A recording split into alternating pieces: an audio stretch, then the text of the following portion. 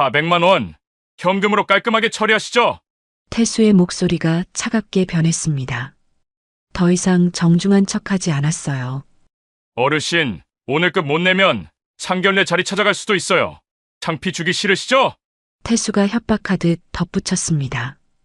윤희를 완전히 우습게 보고 있었거든요. 어르신 같은 분들 다 똑같아요.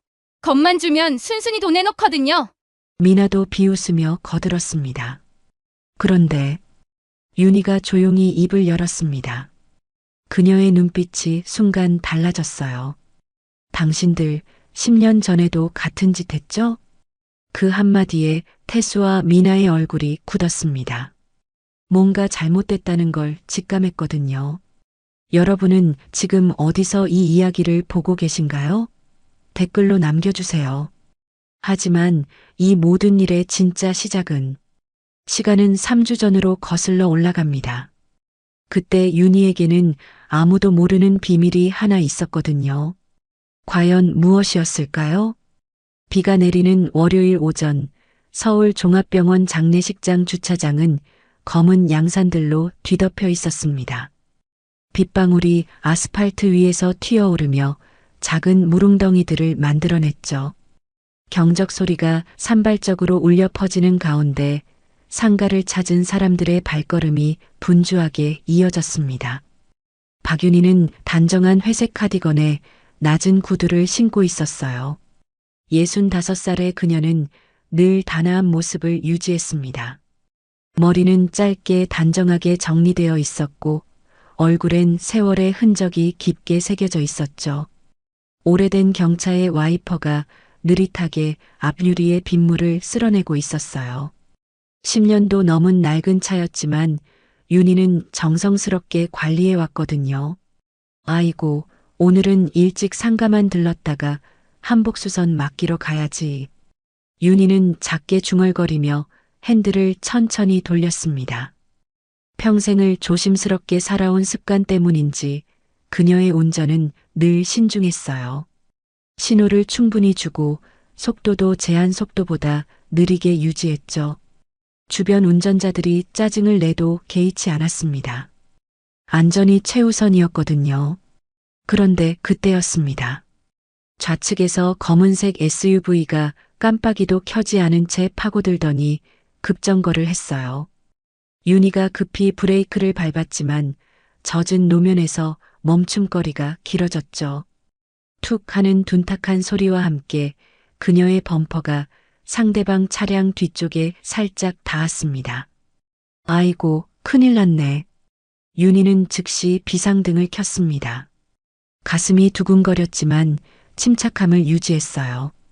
그리고 재빨리 휴대폰을 꺼내 현장 사진을 찍기 시작했습니다. 차량의 위치, 접촉 부분, 주변 상황, 신호등 상태, 차선까지 꼼꼼하게 담았죠. 오랜 세월 교통분쟁조정위원으로 일했던 습관이 몸에 배어 있었거든요.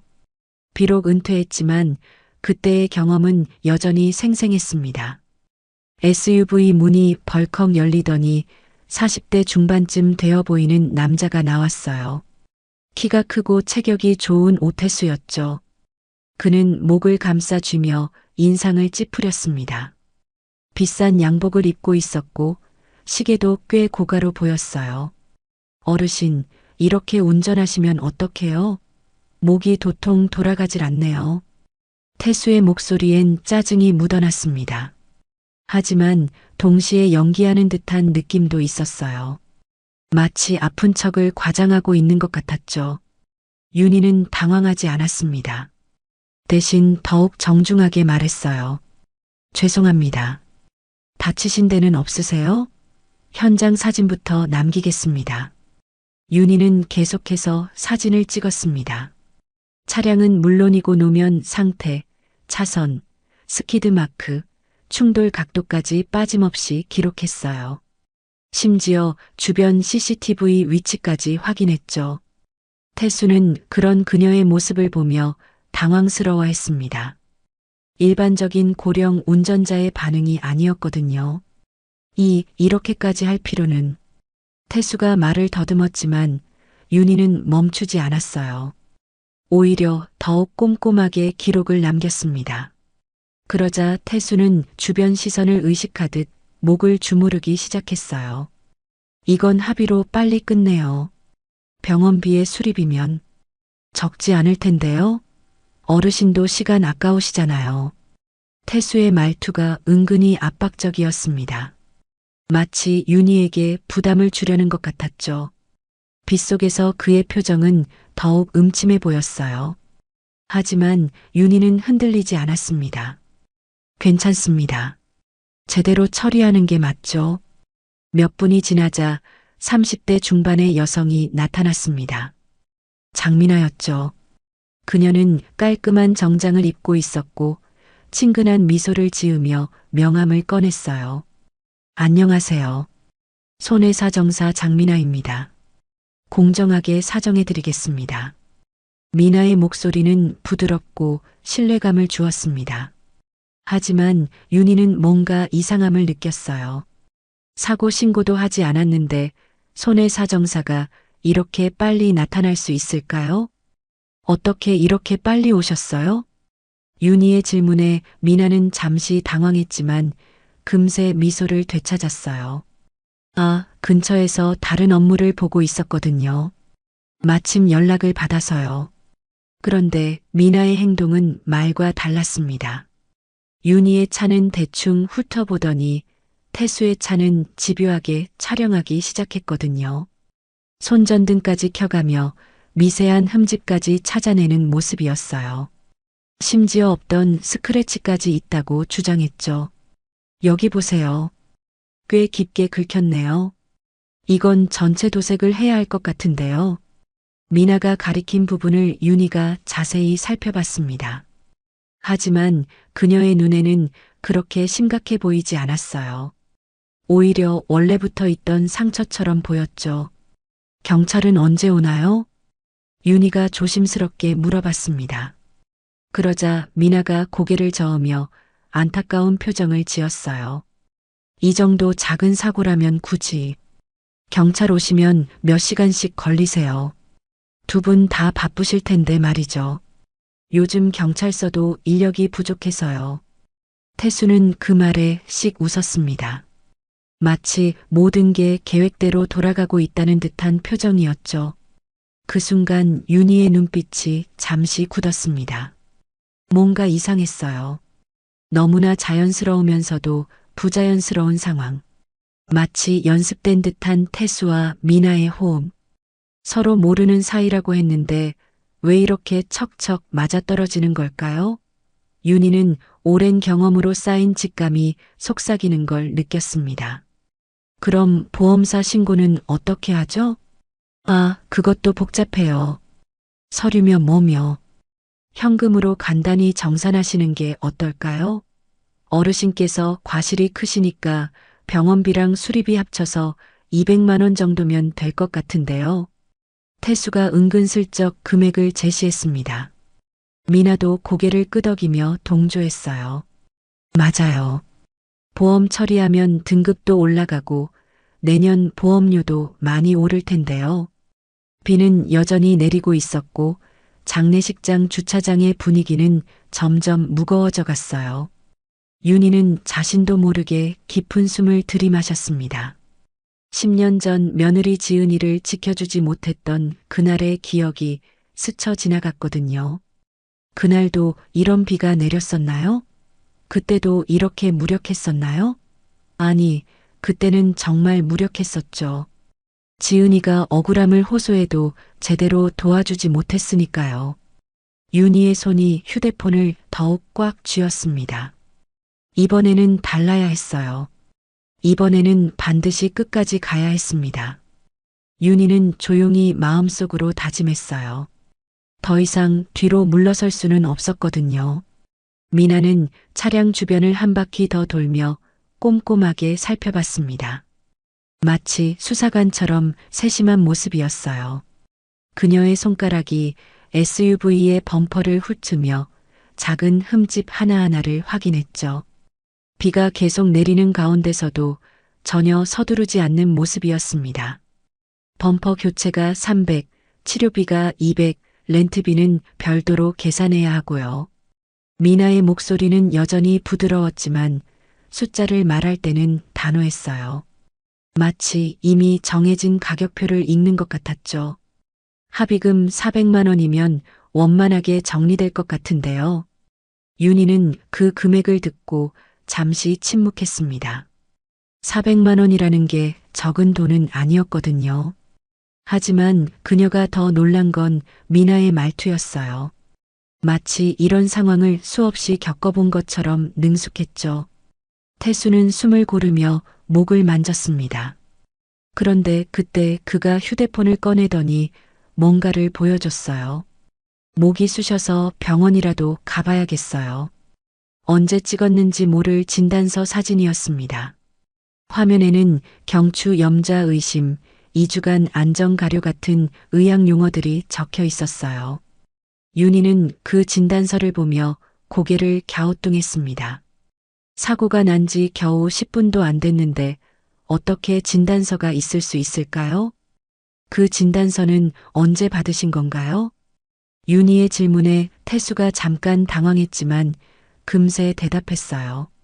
아, 이건 예전에 비슷한 증상으로 받았던 건데 오늘도 똑같이 아프네요. 하지만 윤희는 말없이 자신만의 기록을 계속했습니다. 노면의 빗물 상태, 제동거리, 차량 간격을 세심하게 메모했어요. 그녀의 손이 미세하게 떨리고 있었지만 눈은 여전히 침착했죠. 오랜 경험이 몸에 배어 있었거든요. 어르신, 이렇게 복잡하게 하실 필요 없어요. 태수가 약간 짜증 섞인 목소리로 말했습니다. 그러면서 주변을 둘러봤어요.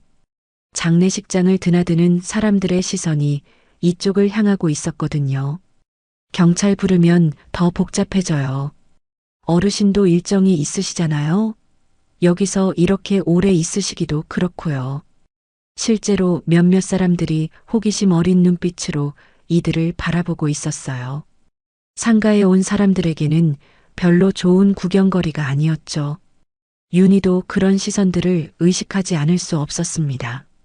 미나가 다시 나서서 부드럽게 말했어요.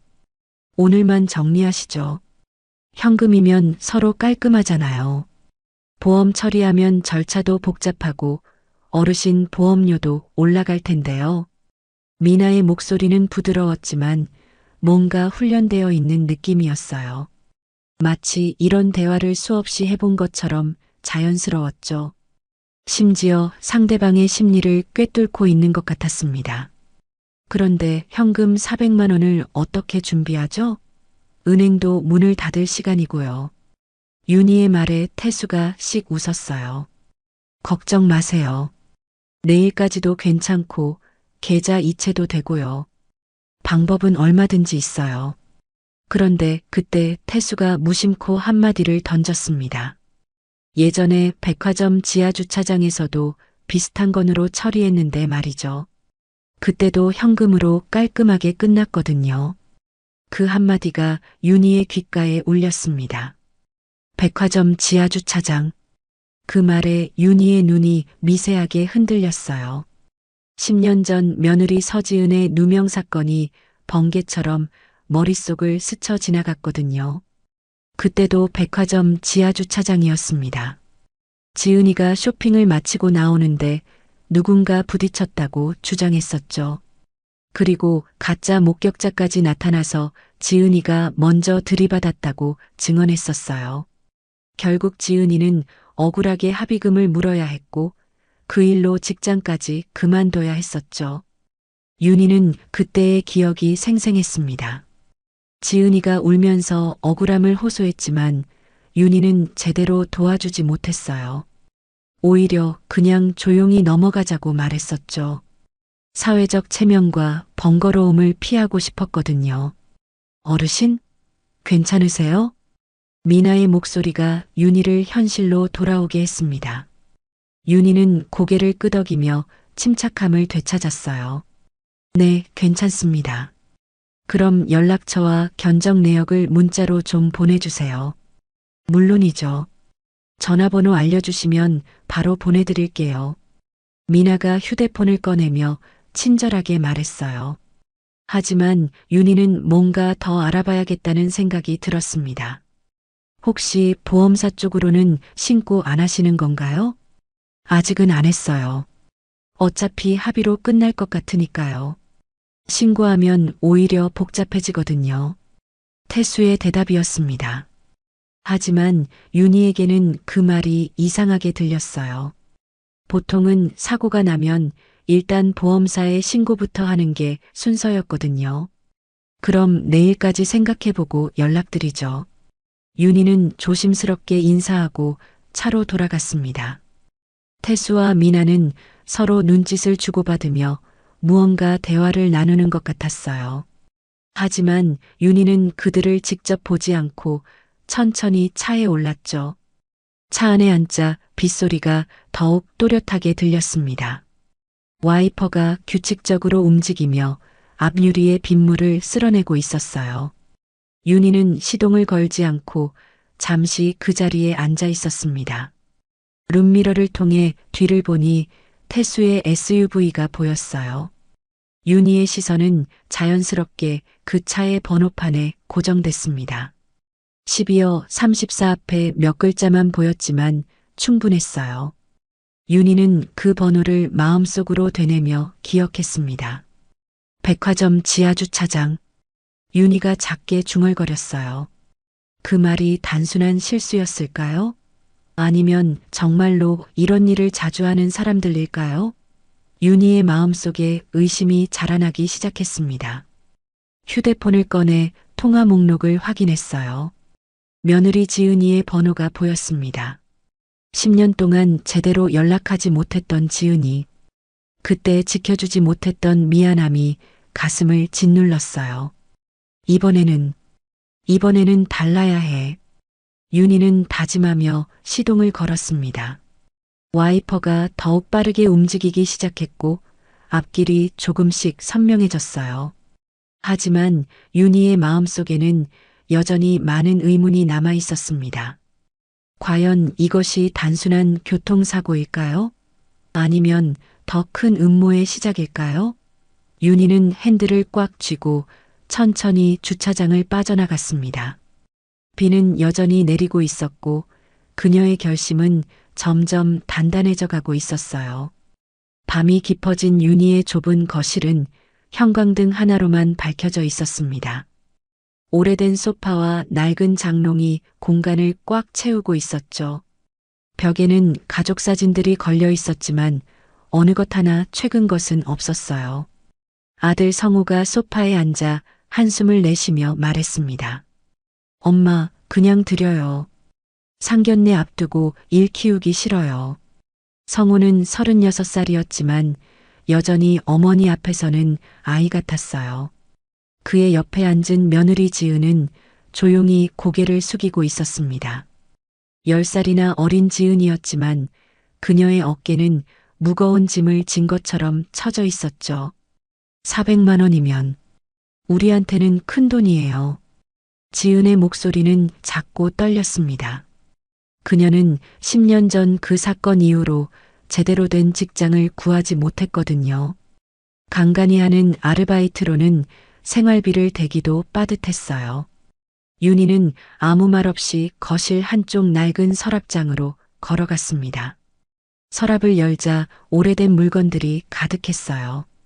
그 사이에서 윤희는 검은색 수첩 하나를 꺼냈습니다. 가죽 표지가 해져서 모서리가 들뜬 낡은 수첩이었죠. 지은아, 내가 백화점에서 누명 썼던 날, 내가 적어둔 게 있어. 윤희의 말에 지은이 고개를 들었습니다. 그녀의 눈에는 당황스러움이 스쳐 지나갔어요. 시어머니가 그때 일을 기록해뒀다는 게 믿어지지 않았거든요. 수첩을 펼치자 흐릿한 글씨들이 나타났습니다. 윤희의 꼼꼼한 필체로 적힌 메모들이었어요. 테이프 자국, 스티커 패턴이라고 적혀 있었죠. 그 옆에는 작은 그림까지 그려져 있었습니다.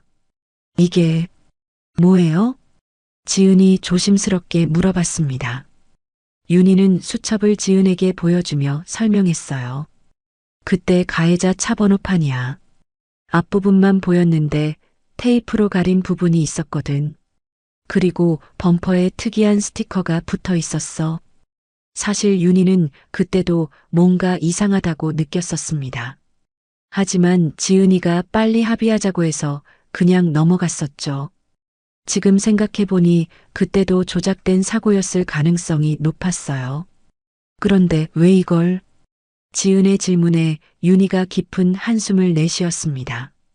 그때 내가 더 강하게 못 나섰지. 이번엔 다르다.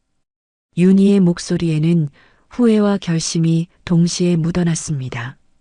지은의 눈가가 붉어지기 시작했어요. 10년 동안 묻어둬야 했던 억울함이 다시 솟아오르고 있었거든요. 어머니, 이번에는 내가 제대로 해볼게. 내가 당했던 것처럼 다른 사람이 또 당하게 놔둘 수는 없어. 윤희는 휴대폰을 꺼내 전화를 걸기 시작했습니다. 첫 번째 전화는 백화점 보안팀장 김도훈에게였어요. 몇 번의 신호음 후에 친근한 목소리가 들렸습니다. 사장님, 이 늦은 시간에 무슨 일이세요? 도훈은 윤희를 오래전부터 알고 지냈습니다. 한복점을 운영하면서 백화점과 인연이 깊었거든요. 윤희는 간단히 상황을 설명했어요. 도훈 씨, 혹시 내일 CCTV 각도 조정 가능해요? 도와주실 수 있을까요? 물론이죠. 뭔가 수상한 일이 있나 보네요. 제가 할 수 있는 건 다 도와드릴게요. 도훈의 목소리에는 신뢰감이 묻어났습니다. 윤희는 안도의 한숨을 내쉬었어요. 두 번째 전화는 최만복에게였습니다. 70살의 만복은 은퇴한 경찰 출신으로 현재는 경비원으로 일하고 있었어요. 윤희와는 동네 경로당에서 알게 된 사이였죠. 만복 씨, 죄송한데 부탁 하나 드려도 될까요? 그럼요, 윤희 씨. 뭔 일인데요? 만복의 목소리는 여전히 활기찼습니다. 나이는 많았지만 정정했거든요. 바디캠 하나 챙겨주실 수 있어요? 그리고 내일 문밖 동선도 좀 도와주시고요. 아, 뭔가 큰일을 꾸미시는군요. 알겠습니다. 제가 다 준비해 드릴게요. 만복은 상황을 자세히 묻지 않았습니다. 오랜 경찰 경험으로 직감적으로 이해했거든요. 전화를 마친 윤희는 다시 휴대폰을 들었습니다. 이번에는 태수에게 메시지를 보낼 차례였어요. 합의는 은행 VIP 라운지에서 봅시다. 사람 적고 CCTV도 확실하니까요. 윤희가 신중하게 장소를 선택한 이유가 있었습니다. 은행은 보안이 철저하고 VIP 라운지는 조용해서 대화 내용이 잘 녹음될 거였거든요. 곧 태수에게서 답장이 왔습니다. 좋죠. 내일 오후 2시에 만나요. 너무 빠른 답장이었어요. 마치 기다리고 있었던 것처럼 말이죠. 윤희는 그것마저 수상하게 여겼습니다. 윤희는 방으로 들어가 2개의 봉투를 준비하기 시작했습니다. 하나는 신문을 적당히 잘라서 넣은 가짜 봉투였고 다른 하나는 진짜 현금 10만 원이 들어간 봉투였어요. 10만 원은 윤희가 가진 현금의 전부였습니다. 가짜 봉투를 만들면서 윤희는 조심스럽게 신문을 잘랐습니다. 멀리서 보면 돈뭉치처럼 보이도록 크기를 맞췄어요. 그리고 맨 위와 아래에만 진짜 만원권을 올려놓았죠. 이렇게라도 해야겠어. 윤희는 작게 중얼거렸습니다. 평생을 정직하게 살아온 그녀에게는 이런 속임수가 쉽지 않았어요. 하지만 상대방이 먼저 거짓말을 했으니 어쩔 수 없었죠. 모든 준비를 마친 윤희는 거울 앞에 섰습니다. 거울 속의 자신을 바라보며 혼잣말을 했어요. 체면은 조용히 지키는 게 아니야. 옳은 일로 지키는 거지. 거울 속 윤희의 눈에는 결연한 의지가 담겨 있었습니다. 10년 전에 그 무력했던 자신은 이제 없었어요. 이번에는 반드시 끝까지 가야 했습니다. 거실로 나온 윤희를 보고 지은이 걱정스럽게 말했습니다. 어머니, 괜찮으실까요? 상대방이 만만한 사람들이 아닐 것 같은데요. 괜찮아. 이번에는 혼자가 아니니까. 윤희의 대답에는 확신이 담겨 있었습니다. 도훈과 만복이라는 든든한 동료가 있었거든요. 성우는 여전히 걱정스러운 표정이었지만 어머니의 결심을 꺾을 수는 없었어요. 윤희의 눈빛이 평소와 달랐거든요. 내일이면 모든 게 끝날 거야. 윤희는 창문 밖을 바라보며 말했습니다. 비는 그쳤지만 하늘은 여전히 어두웠어요. 하지만 윤희의 마음은 어느 때보다 밝았습니다. 드디어 제대로 된 싸움을 시작할 수 있게 됐거든요. 지은이 조용히 시어머니의 손을 잡았습니다. 그 손에서 따뜻함이 전해졌어요. 10년 만에 처음으로 지은이는 희망을 느꼈습니다. 이번에는 정말 달라질 것 같았거든요. 밤은 깊어갔지만 윤희는 잠들 수 없었습니다. 내일의 계획을 차근차근 점검하고 또 점검했어요. 실수는 용납될 수 없었거든요. 이번이 마지막 기회일지도 모르니까요. 은행 VIP 라운지는 고급스러운 정적에 쌓여 있었습니다. 크림색 가죽 소파와 원목 테이블이 격조 있게 배치되어 있었고 은은한 클래식 음악이 흘러나오고 있었어요. 오후 2시, 평일 한가한 시간이라 손님은 거의 없었죠. 김도훈은 안내데스크 옆에 서서 작은 표지판을 세워두고 있었습니다. 녹취 및 영상 촬영 안내라고 적힌 표지였어요. 보안팀장인 그가 공식적으로 설치한 것이니 누구도 의심하지 않았죠. 도훈은 천장의 CCTV 카메라 각도를 미세하게 조정했습니다. 테이블 전체가 선명하게 담기도록 프레임을 맞췄어요. 각도가 완벽하네요. 도훈이 작게 중얼거렸습니다. 모니터를 통해 확인해 보니 테이블 위 서류까지도 글자가 읽힐 정도로 선명했거든요. 최만복은 라운지 출입문 근처에 자리를 잡고 있었습니다. 깔끔하게 차려입은 그는 마치 대기업 회장님 같은 품위를 풍겼어요. 신문을 펼쳐들고 있었지만 실제로는 라운지 안을 주의 깊게 관찰하고 있었죠. 그의 가슴팍에 달린 바디캠의 작은 붉은 점이 깜빡이고 있었어요. 모든 준비가 끝났군요. 만복이 옅은 미소를 지으며 혼잣말했습니다. 젊은 시절 형사로 일했던 경험이 이런 때 도움이 됐어요. 2시 정각, 태수와 미나가 나타났습니다. 태수는 어제보다 더 비싼 정장을 입고 있었고 미나는 단정한 블라우스에 스커트를 입고 있었어요. 두 사람 모두 자신만만한 표정이었죠. 어르신, 일찍 오셨네요. 태수가 정중하게 인사했습니다. 하지만 그의 눈빛에는 이미 승부가 난 것처럼 여유로운 기색이 엿보였어요. 불편하셨죠? 제가 많이 깎아드리는 겁니다. 원래는 더 받아야 하는데 말이에요. 태수의 말투에는 은근한 자랑이 섞여 있었습니다. 마치 윤희에게 큰 혜택을 주는 것처럼 말하고 있었거든요. 윤희는 조용히 고개를 끄덕였습니다. 겉으로는 순한 어르신의 모습이었지만 속으로는 모든 것을 예리하게 관찰하고 있었어요.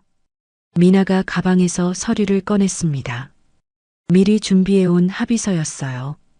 윤희가 그 서류를 훑어보는데 이상한 문구가 눈에 띄었습니다. 급가속 및 음주운전 의심에 따른 접촉사고. 윤희가 서류를 보며 당황한 표정을 지었어요. 음주는 사실과 다릅니다만 저는 술을 전혀 안 마셨거든요. 윤희의 목소리에는 당황스러움이 묻어났습니다. 하지만 태수는 별일 아니라는 듯 손을 흔들었어요. 아, 그건 법적 표현이 그래요. 형식적인 거니까 신경 쓰지 마세요. 서명만 하시면 됩니다. 태수의 말투는 부드러웠지만 어딘가 밀어붙이는 느낌이 있었어요. 마치 윤희가 더 이상 따질 수 없도록 압박하는 것 같았죠. 그런데 이 합의서에 서명하면 윤희가 말을 망설이는 척했습니다. 그러면서 일부러 손을 떨리게 하며 물었어요. 경찰을 부르면 혹시 뺑소니까지 될까요? 그 질문에 태수의 눈이 번쩍했습니다. 완전히 낚인 거였어요. 태수는 더욱 자신만만한 표정을 지으며 대답했습니다. 그렇죠. 신고 안 하고 도주하면 뺑소니가 되는 거예요. 그래서 제가 선처하는 겁니다. 오늘 현금 400만 원이면 깨끗하게 끝내죠. 더 이상 복잡하게 갈 것도 없고요. 태수의 목소리에는 확신이 가득했습니다. 마치 윤희를 완전히 궁지로 몰아넣었다고 생각하는 것 같았어요. 윤희는 한숨을 내쉬며 가방을 열었습니다. 그리고 신문다발이 들어간 봉투를 반쯤 꺼냈어요. 두툼한 봉투가 모습을 드러내자 태수의 눈빛이 욕심스럽게 번쩍였습니다. 역시 준비를 잘해오셨네요. 태수가 만족스러워하며 말했습니다. 그런데 바로 그때 윤희는 교묘한 행동을 했어요. 휴대폰을 테이블 아래로 기울여서 태수가 진단서를 흔드는 장면을 또렷하게 촬영하기 시작한 것이었죠. 태수는 자신도 모르게 가방에서 진단서를 꺼내며 흔들어 보였습니다. 이 진단서만 봐도 제가 얼마나 다쳤는지 아시겠죠? 목 디스크까지 의심된다고 나와 있어요. 태수가 진단서를 과시하듯 흔들면서 말했어요. 윤희의 휴대폰이 그 모든 장면을 선명하게 기록하고 있었죠. 진단서의 내용은 물론이고 태수가 멀쩡하게 목을 움직이는 모습까지 모두 담았어요. 정말 심각하네요. 윤희가 걱정스러운 표정으로 말했습니다. 하지만 속으로는 증거를 확보했다는 안도감이 들었어요. 도훈의 모니터에는 실시간으로 타임 코드가 흘러가고 있었습니다. 14만 523, 14만 524. 모든 순간이 정확히 기록되고 있었어요. 화질도 완벽했고 음성도 선명하게 들렸죠. 완벽한 각도네요.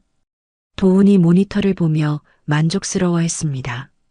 태수와 미나의 표정, 손짓, 서류의 내용까지 모든 게 선명하게 보였거든요.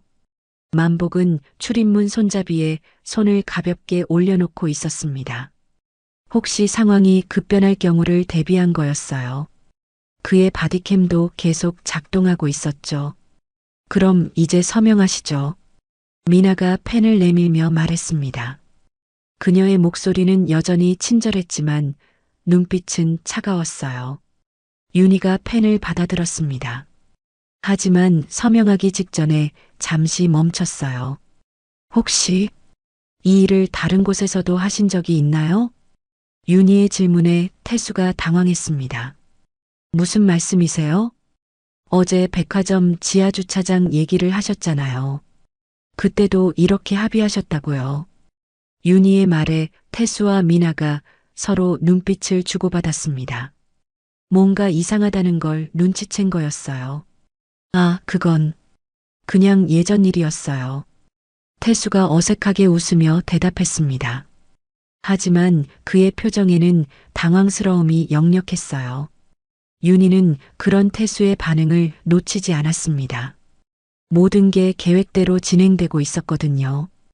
이제 진짜 반격의 시간이 다가오고 있었어요. 라운지 안의 공기가 미묘하게 변하기 시작했습니다. 처음에는 태수와 미나가 주도권을 잡고 있는 것 같았지만 이제는 윤희가 상황을 컨트롤하고 있었어요. 그럼 이제 정말 서명할게요. 윤희가 펜을 들며 말했습니다. 하지만 그녀의 눈빛에는 다른 계획이 숨어 있었어요. 진짜 게임은 이제부터 시작이었거든요. 태수의 얼굴에서 가면이 서서히 벗겨지기 시작했습니다. 지금까지 유지하던 정중한 미소가 사라지더니 그의 진짜 모습이 드러났어요. 그는 몸을 앞으로 기울이며 목소리를 낮췄습니다. 어르신, 오늘 끝 못 내면 상견례 자리 찾아갈 수도 있어요. 창피 주기 싫으시죠? 태수의 목소리에는 노골적인 협박이 담겨 있었습니다. 더 이상 점잖은 척하지 않았어요. 윤희의 개인정보를 이미 파악하고 있다는 것을 과시했죠. 상견례라는 말을 꺼낸 것은 윤희의 약점을 정확히 짚어낸 것이었어요. 윤희는 잠시 굳어졌습니다. 아들의 상견례를 망칠 수도 있다는 협박이었거든요. 하지만 그녀는 금세 침착함을 되찾았어요. 이미 각오한 일이었으니까요. 미나는 그때를 놓치지 않고 가방에서 서류를 더 꺼냈습니다. 진단서 원본이라고 주장하는 문서였어요. 하지만 윤희의 예리한 눈에는 그 서류의 이상함이 금세 보였습니다. 도장 부분에 잉크가 번져 있었고 각인도 깔끔하지 않았어요. 마치 복사기로 여러 번 복사한 것 같은 느낌이었죠. 미나가 그 서류를 흔들 때마다 가짜라는 증거가 더욱 선명하게 드러났습니다. 도훈의 모니터에는 그 모든 장면이 고해상도로 기록되고 있었어요. 진단서의 모든 결함이 화면에 또렷하게 잡혔죠. 심지어 도장이 기울어진 각도까지도 완벽하게 포착됐습니다. 윤희는 마음속으로 미소 지었습니다. 상대방이 실수를 하고 있었거든요. 그럼 제 성의 표시로 조금 먼저 드릴게요. 윤희가 조심스럽게 말하며 작은 봉투를 꺼냈습니다. 10만 원이 들어간 진짜 현금 봉투였어요. 이것은 윤희의 치밀한 계산이었습니다. 상대방이 돈을 받는 순간 법적으로 수수 사실이 성립되거든요. 태수는 그 봉투를 받으며 만족스러워했습니다. 역시 현명하시네요. 그럼 예전에 백화점 지하 때처럼 라인 그대로 하면 되겠네요. 태수가 무심코 말꼬리를 길게 늘였습니다. 그런데 그 순간 자신이 실수했다는 걸 깨달았어요. 백화점 지하라는 말이 너무 구체적이었거든요. 윤희의 눈썹이 미세하게 올라갔습니다. 바로 그 반응이었어요. 10년 전 지은이 사건과의 연관성을 확신하는 순간이었죠. 도훈도 모니터 앞에서 그 장면을 보고 있었습니다.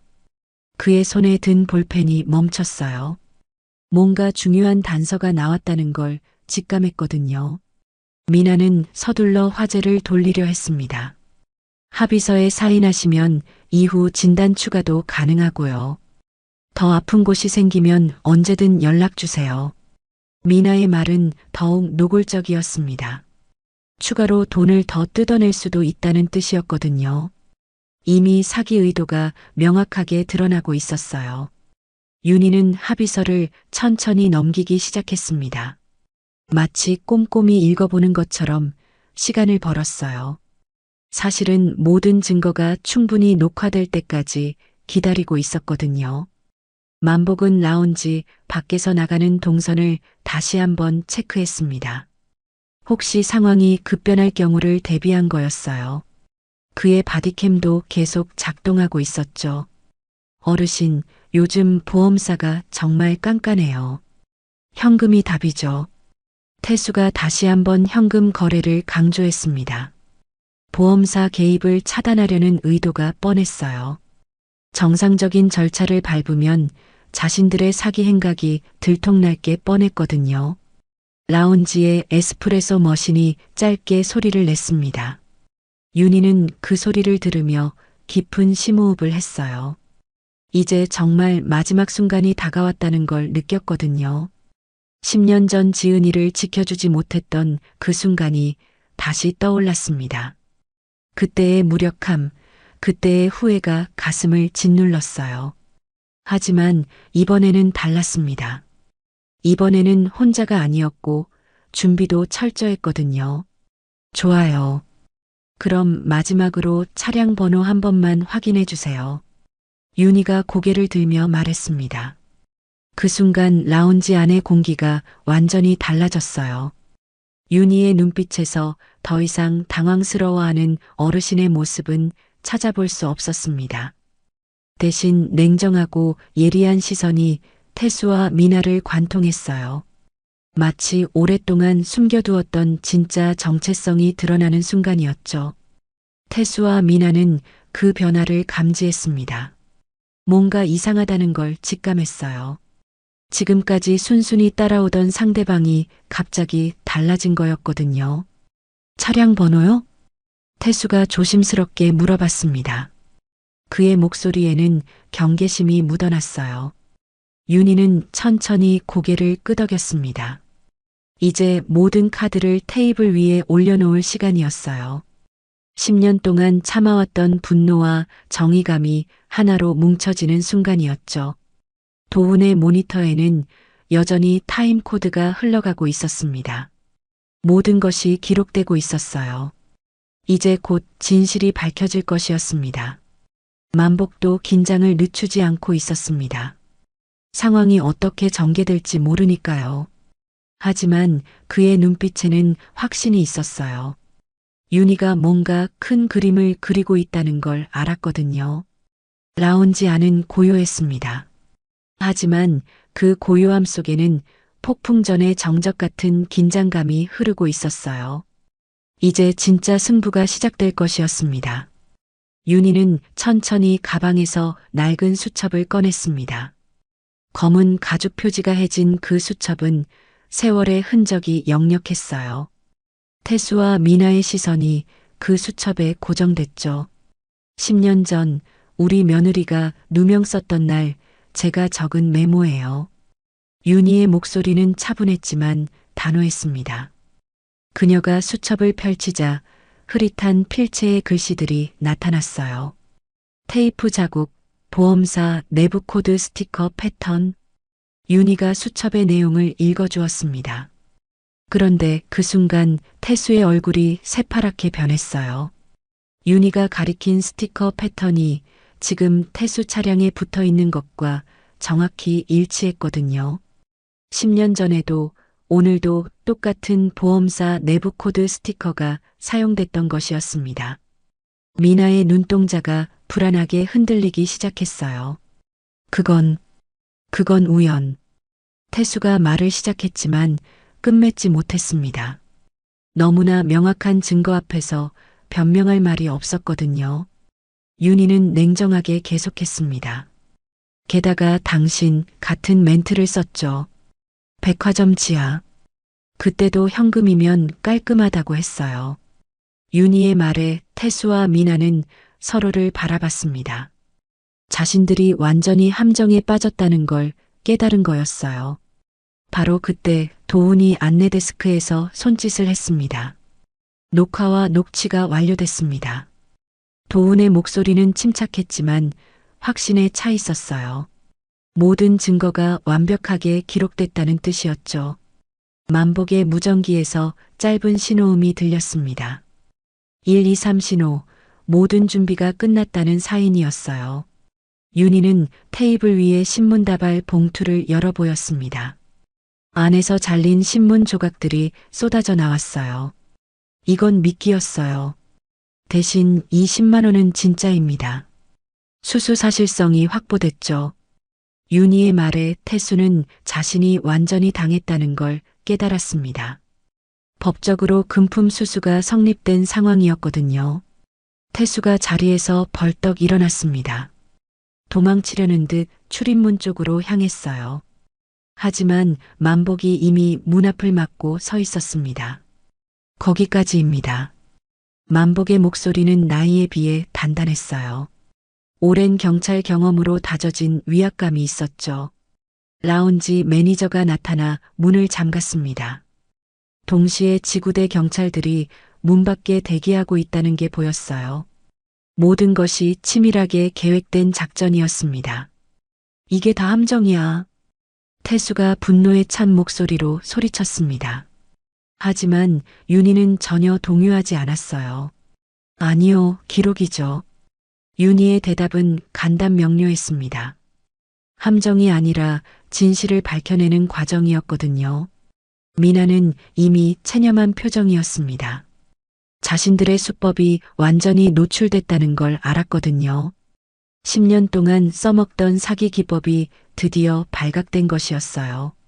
당신들이 10년 전에도 이런 식으로. 윤희가 말을 시작하려는데 문이 열리며 경찰들이 들어왔습니다. 제복을 입은 경찰관들이 차분하지만 단호하게 상황을 정리했어요. 현행범 체포합니다. 사기, 공문서 위조, 공갈미수 혐의로요. 경찰관의 목소리가 라운지에 울려 퍼졌습니다. 태수와 미나에게 수갑이 채워졌어요. 도훈이 CCTV 영상이 저장된 USB를 경찰에게 건넸습니다. 모든 대화와 행동이 기록되어 있습니다. 화질과 음질 모두 완벽해요. 만복도 자신의 바디캠 영상을 제공했습니다. 이쪽도 다른 각도에서 전 과정이 담겨 있습니다. 윤희는 자신의 휴대폰도 경찰에게 건넸어요.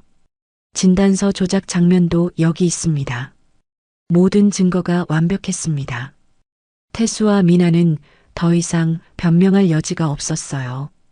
10년 전 우리 며느리 사건도 다시 조사해 주세요. 윤희가 경찰관에게 조심스럽게 부탁했습니다. 경찰관은 고개를 끄덕였어요. 당연히 재수사하겠습니다. 연관성이 명확하니까요. 태수가 끌려나가면서 윤희를 쏘아봤습니다. 늙은 것이 웬 짓이야. 하지만 윤희는 태어냈습니다. 늙었기 때문에 할 수 있는 일이 있어요.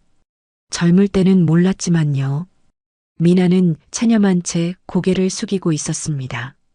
10년 동안 수많은 피해자를 만들어낸 죄책감이 밀려왔거든요. 라운지가 다시 조용해졌습니다. 윤희는 자리에 앉아 깊은 숨을 내쉬었어요. 드디어 끝났다는 안도감이 몰려왔습니다. 도훈이 윤희에게 다가왔습니다. 정말 대단하세요, 사장님. 이렇게 치밀한 계획을 세우시다니. 윤희는 옅은 미소를 지었어요. 10년을 기다렸어요. 이번에는 절대 놓칠 수 없었거든요. 만복도 윤희 옆에 앉았습니다. 지은 양도 이제 명예를 회복할 수 있겠네요. 윤희의 눈가에 눈물이 맺혔습니다. 10년 만에 며느리에게 진 빚을 갚을 수 있게 된 거였어요. 이제야 지은이에게 떳떳하게 얼굴을 들 수 있겠어요. 하지만 윤희는 아직 완전히 안심할 수 없었습니다. 태수와 미나가 더 큰 조직에 일원일 가능성이 있었거든요. 이들의 배후에 누가 있는지 밝혀내야 했어요. 경찰관이 윤희에게 말했습니다. 진술서 작성을 위해 서에 함께 가주셔야 합니다. 윤희는 고개를 끄덕였어요. 이제 진짜 시작이었습니다. 정의를 완전히 실현하기 위해서는 더 많은 일이 남아 있었거든요. 라운지를 나서며 윤희는 창밖을 바라봤습니다. 하늘이 맑게 개어 있었어요. 마치 모든 구름이 거친 것처럼 말이죠. 하지만 윤희는 알고 있었습니다. 이것은 첫 번째 승리일 뿐이라는 걸. 진정한 정의를 위해서는 아직 갈 길이 멀었어요. 경찰서 조사실은 차가운 형광등 불빛으로 가득했습니다. 회색 테이블과 의자, 그리고 벽에 걸린 시계가 째깍거리는 소리만이 정적을 깨뜨렸어요. 담당 형사가 두꺼운 서류 뭉치를 테이블 위에 펼쳐놓았습니다. 3년간 총 52건, 피해액이 9억 원대입니다. 형사의 목소리는 침착했지만 놀라움이 묻어났어요. 태수와 미나의 범죄 규모가 예상보다 훨씬 컸거든요. 장례식장, 백화점, 병원, 은행 앞. 주로 고령자들이 많이 다니는 곳들이네요. 동선이 계획적으로 반복됐어요. 서류에는 각 사건의 날짜와 장소, 피해 금액이 꼼꼼히 기록되어 있었습니다. 윤희는 그 숫자들을 보며 가슴이 답답해졌어요. 얼마나 많은 사람들이 피해를 봤을지 상상만 해도 끔찍했거든요. 형사가 서류를 한 장 더 넘겼습니다. 그런데 더 충격적인 사실이 있습니다. 형사의 표정이 심각해졌어요. 윤희도 긴장하며 고개를 들었습니다. 10년 전 어르신 며느리 사건의 가짜 목격자. 바로 장미나였습니다. 그 말에 윤희는 잠시 말을 잃었습니다. 미나가 단순한 공범이 아니라 10년 전부터 이런 일을 해왔다는 뜻이었거든요. 지은이를 직접 괴롭혔던 바로 그 사람이었어요. 조사실 한쪽에 앉아있던 미나가 깊은 한숨을 내쉬었습니다. 그녀의 어깨가 축 늘어져 있었어요. 그땐 제 실적이 필요했어요. 미나의 목소리는 떨리고 있었습니다. 변명 같았지만 동시에 고백이기도 했죠. 손해사정사로서의 실적을 위해 무고한 사람을 함정에 빠뜨렸다는 것이었어요. 조사실의 침묵이 길게 흘렀습니다. 윤희는 눈을 감았다가 천천히 떴어요. 10년 전 그날의 기억이 선명하게 떠올랐습니다. 그날 이후 우리 지은이가 회사를 그만뒀어요. 윤희의 목소리는 조용했지만 깊은 슬픔이 담겨 있었습니다. 지은이가 얼마나 큰 상처를 받았는지, 그 상처가 얼마나 오래 지속됐는지를 알고 있었거든요. 사람들이 수군거렸어요. 사고를 내고도 발뺌한다고, 책임감이 없다고. 지은이는 그 소리를 견딜 수 없어 했죠. 윤희의 말에 미나가 고개를 더욱 깊이 숙였습니다. 자신의 거짓 증언이 한 사람의 인생을 망쳤다는 걸 뼈저리게 느끼고 있었어요. 태수는 입술을 깨물며 고개를 돌렸습니다. 그도 더 이상 변명할 말이 없었어요. 쉬운 돈이었죠. 다들 그냥 주더라고. 태수의 말에는 뉘우침보다는 체념이 묻어났습니다. 여전히 자신의 잘못을 제대로 인정하지 않는 것 같았어요. 그때 도훈이 조사실로 들어왔습니다. 그의 손에는 오래된 서류와 USB가 들려 있었어요. 백화점 방제실에서 구도면과 CCTV 백업을 찾았습니다. 도훈이 자료를 형사에게 건네며 설명했어요. 10년 전에도 똑같은 차량이 같은 동선으로 움직였어요. 패턴이 완전히 일치합니다. 도훈의 증언은 결정적이었습니다. 이제 태수와 미나의 범죄가 우연이 아니라 계획적이고 지속적인 것이었다는 게 명확해졌거든요. 만복도 조사실에 있었습니다. 그는 손수 쓴 참고인 진술서를 작성하고 있었어요. 마지막 줄에 이런 문장을 적었습니다. 내 부모, 내 이웃이 겪지 않게 하려면 이런 일들이 반드시 처벌받아야 합니다.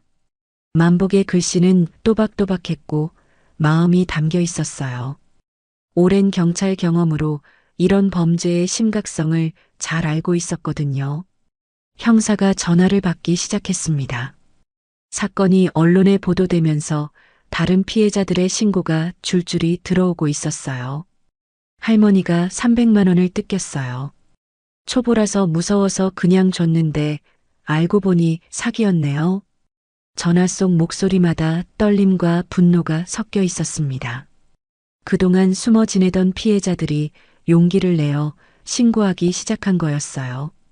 윤희는 그 전화들을 들으며 가슴이 아팠습니다. 자신과 같은 상황을 겪은 사람들이 이렇게 많다는 걸 실감했거든요.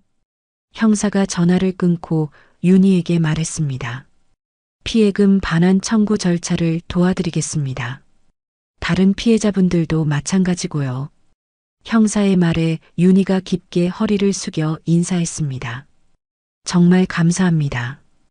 혼자였다면 할 수 없는 일이었어요. 윤희의 목소리에는 진심 어린 감사가 담겨 있었어요. 도훈과 만복 그리고 경찰의 도움이 없었다면 불가능한 일이었거든요. 조사가 마무리될 즈음 윤희의 휴대폰이 울렸습니다. 며느리 지은에게서 온 전화였어요. 어머니, 뉴스 봤어요. 지은의 목소리는 떨리고 있었습니다. 10년 만에 자신의 억울함이 풀렸다는 소식을 들은 거였어요. 이제야 끝났네요. 지은이 눈물을 훔치며 말했습니다. 그 목소리에는 안도감과 고마움이 가득했어요. 지은아, 미안했어. 그때 제대로 도와주지 못해서. 윤희도 눈물을 참으며 대답했습니다. 10년 동안 가슴에 담아두었던 미안함을 드디어 표현할 수 있게 됐거든요. 이제 다시 시작할 수 있을 것 같아요. 지은의 말에 윤희는 미소를 지었습니다. 정말로 모든 게 끝난 것 같았어요. 형사가 조사 자료를 정리하며 말했습니다. 재판에서는 피해자 진술이 중요할 것 같습니다. 증거는 충분하니 형량도 상당할 거예요. 윤희는 고개를 끄덕였습니다. 법적 처벌도 중요했지만 더 중요한 건 이런 일이 다시 일어나지 않도록 하는 것이었어요. 다른 사람들이 같은 피해를 당하지 않으면 좋겠어요. 윤희의 말에 형사가 동의했습니다. 이번 사건이 경각심을 줄 것 같습니다.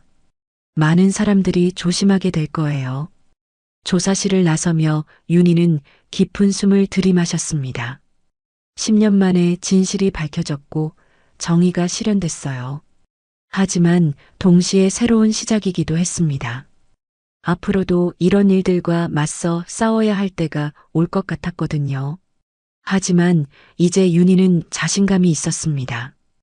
혼자가 아니라는 걸 알았고 정의가 통한다는 걸 확인했으니까요. 저녁 뉴스 시간 TV 화면 하단에 자막이 흘러갔습니다. 주차장 접촉사기 조직 검거 시니어 초보 표적 3년 52건. 앵커의 목소리가 차분하게 사건의 경위를 전했어요. 윤희는 한복점 소파에 앉아 그 뉴스를 지켜보고 있었습니다. 화면에는 태수와 미나가 수갑을 찬 채 호송되는 모습이 나왔어요. 그들의 얼굴에는 더 이상 교활함이 아닌 체념이 드리워져 있었죠. 윤희는 복잡한 심정으로 그 장면을 바라봤습니다. 며칠 후 백화점과 병원, 은행 입구에 새로운 안내판들이 세워졌습니다. 현금압의 유도시 즉시 신고, 사진 영상 스케치가 최고의 보험입니다. 라고 적혀 있었어요. 시민들이 그 안내판을 읽으며 고개를 끄덕이는 모습이 보였죠. 상견례 날이 밝았습니다. 윤희는 단정한 연분홍 저고리를 입고 거울 앞에 서 있었어요. 저고리의 매듭을 정성스럽게 매만지며 미소를 지었습니다. 오늘은 정말 특별한 날이었거든요. 며느리 지은이 윤희의 곁에 다가왔습니다. 지은의 얼굴에는 10년 만에 처음 보는 밝은 웃음이 피어 있었어요. 어머니, 정말 고맙습니다. 지은의 목소리에는 진심이 담겨 있었습니다. 억울함이 풀린 것은 물론이고 시어머니가 자신을 위해 용기를 냈다는 사실 자체가 감동이었거든요. 이제야 떳떳하게 사람들을 만날 수 있을 것 같아요. 지은의 말에 윤희가 그녀의 손을 꼭 잡았습니다. 10년 동안 맺혔던 응어리가 드디어 풀리는 순간이었어요. 상견례가 끝난 다음 주 도훈이 한복점에 들렀습니다. 그는 명함을 꺼내며 윤희에게 건넸어요. 사장님 같은 분이 많아야 해요. 혹시 백화점 방제교육에서 강의를 부탁드려도 될까요? 도훈의 제안에 윤희는 잠시 망설였습니다. 하지만 곧 고개를 끄덕였어요. 제가 할 수 있는 일이라면요. 다른 분들이 같은 피해를 당하지 않으려면 필요한 일이겠죠. 윤희의 대답에 도훈이 환하게 웃었습니다. 사회에 기여하려는 윤희의 마음이 고마웠거든요.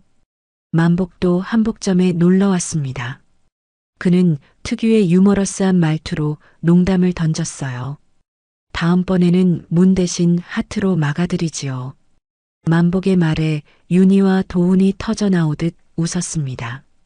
긴장감 넘쳤던 작전을 떠올리면서도 따뜻한 동료애를 느낄 수 있었어요. 그날 저녁 윤희는 오래된 수첩을 서랍 깊숙이 넣었습니다. 10년 동안 간직해온 그 수첩의 역할은 이제 끝났어요. 대신 새 수첩을 꺼내 첫 장을 펼쳤습니다. 체면은 옳은 일로 지킨다. 윤희가 또박또박 첫 줄을 적었습니다.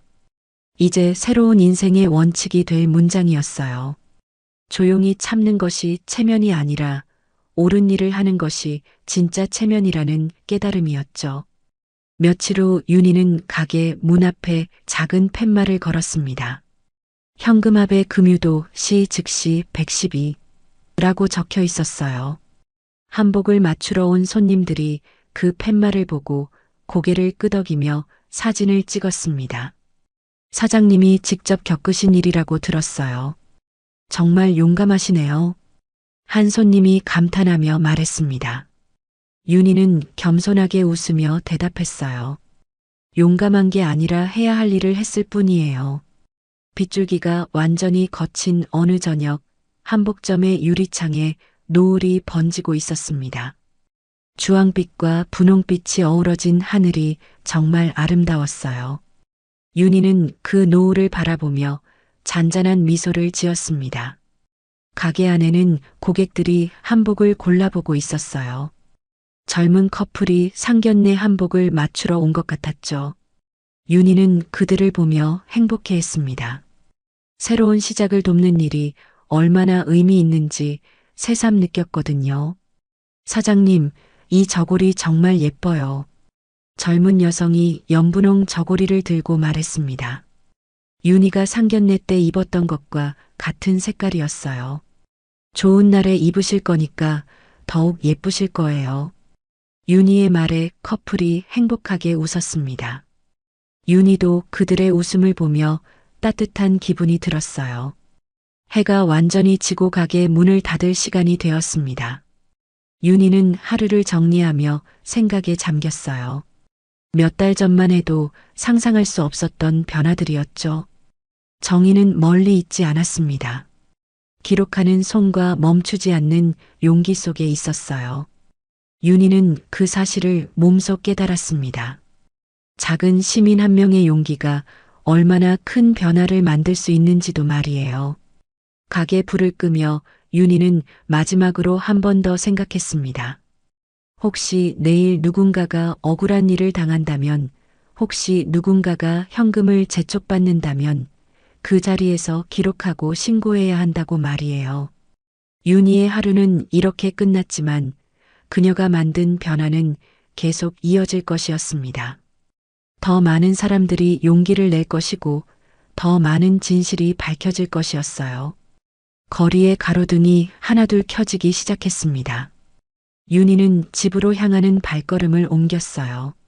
내일도 새로운 하루가 시작될 것이고 또 다른 누군가를 도울 기회가 있을 것이었죠. 한복점 간판의 불빛이 마지막으로 꺼졌습니다. 하지만 윤희가 심어놓은 희망의 씨앗은 계속 자라날 것이었어요. 정의와 용기의 이야기는 이제 막 시작된 것이었거든요.